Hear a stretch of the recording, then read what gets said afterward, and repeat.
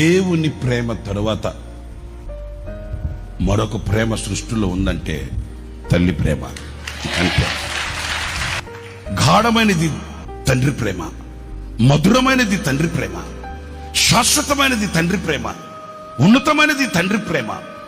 ఆ ప్రేమ తరువాత ఈ సృష్టిలో ఇంకొక ప్రేమ ఉందంటే అది తండ్రి ప్రేమ.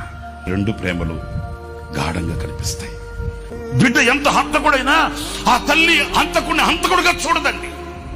బిడ్డ ఎంత రాక్షసుడైనా ఆ తల్లి ఆ బిడ్డని రాక్షసుడిగా చూడరదండి. ఎందుకంటే ఆమె రక్తాన్ని పంచింది కనుక, జీవాన్ని ఆమె గుండెలో దాచుకొని ఆమె కడుపులో మోసింది కనుక తల్లి బిడ్డని అంత గాఢంగా ప్రేమిస్తుంది, ఆదరిస్తుంది.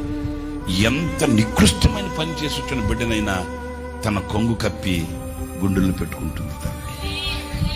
ఎంత నికృష్టమైన పని చేసిన బిడ్డనైనా, అమ్మా నా బిడ్డ అసలు నోట్లో వెళ్ళి పెట్టిన కొడకడమ్మా, నా బిడ్డ చుట్టూ మెత్తగా వెన్నపూసలు అంటాడు అంటది తల్లి. అంతే.